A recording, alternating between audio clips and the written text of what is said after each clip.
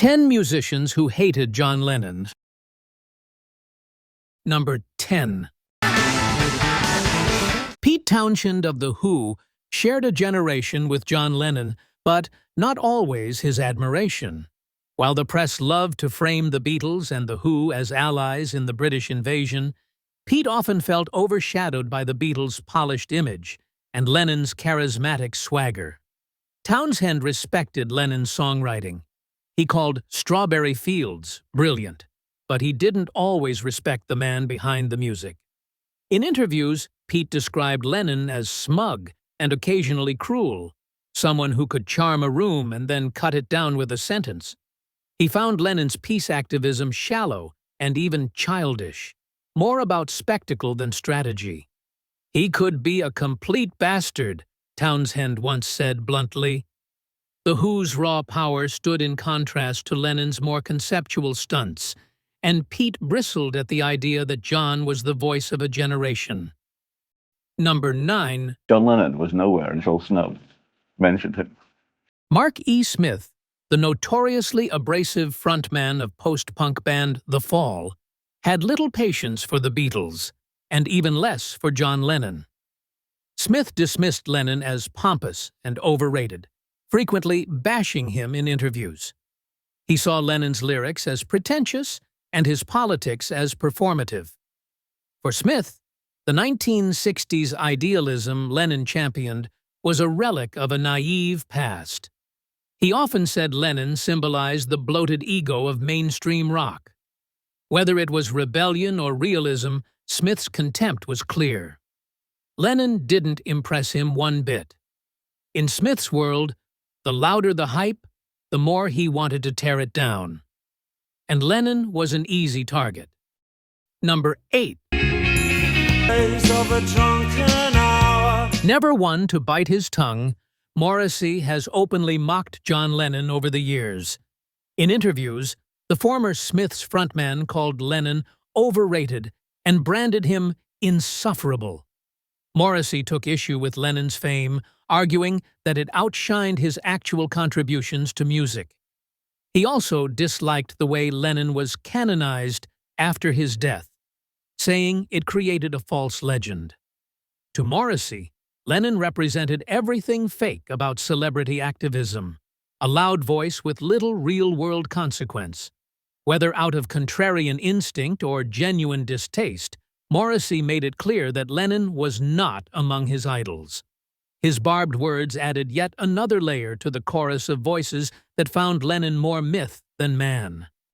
Number 7. Joni Mitchell wasn't one to sugarcoat her opinions, and when it came to John Lennon, she had little patience. While both artists were known for their poetic songwriting, Mitchell found Lennon's public persona insufferable. She saw him as arrogant, dismissive of other musicians, and ultimately hypocritical.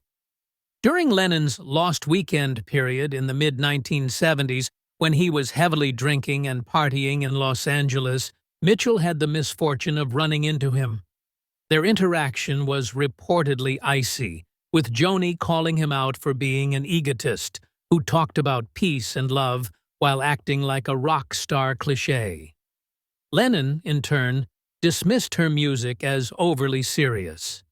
Number 6.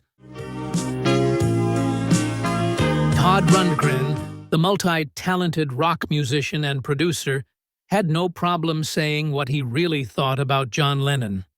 In a scathing 1974 interview, Rundgren called Lennon a complete fool and accused him of being nothing more than a loudmouth revolutionary. Rundgren, who saw himself as a serious musician, believed that Lennon's so-called activism was just another way to keep himself in the spotlight. He pointed out that while Lennon spoke about peace, he also had a habit of getting into drunken brawls and making inflammatory statements. Lennon, never one to let an insult slide, fired back in a letter, mocking Rundgren's music and calling him a nobody. Number 5. John Lennon once idolized Bob Dylan. In the early 1960s, The Beatles' music was directly influenced by Dylan's poetic, socially conscious songwriting. But as the years went on, their admiration turned into rivalry. Dylan, always a shapeshifter, didn't like how the Beatles, and Lennon in particular, tried to copy his folk-inspired sound. Meanwhile, Lennon grew frustrated with Dylan's aloofness and his ever-changing musical direction. Their simmering tension reached a boiling point in 1979 when Lennon publicly trashed Dylan's gospel album Slow Train Coming, calling it embarrassing. Dylan, in return, reportedly mocked Lennon's peace and love persona, viewing him as just another rock star pretending to be a prophet. Number 4. Elvis Presley, the king of rock and roll, wasn't thrilled when the Beatles stormed America. At first, he saw them as rivals, but John Lennon's outspoken political views soured things. Lennon criticized Elvis for being a Hollywood sellout, while Elvis disliked Lennon's anti-war stance. In 1970, Elvis met with President Nixon and reportedly accused the Beatles, especially Lennon, of corrupting American youth. He saw Lennon as a symbol of rebellion, disrespecting the traditions Elvis valued. Though they never had a public showdown, their mutual disdain was well known among those close to them. Number 3. Still don't know what you mean. Steelly Dan, the brainchild of Donald Fagen and Walter Becker, had their own bones to pick with John Lennon.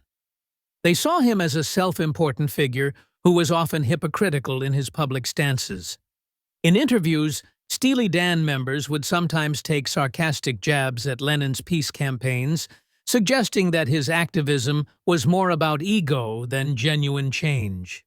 Their music, known for its biting wit and cynicism, occasionally mocked the naivety they perceived in Lennon's worldview.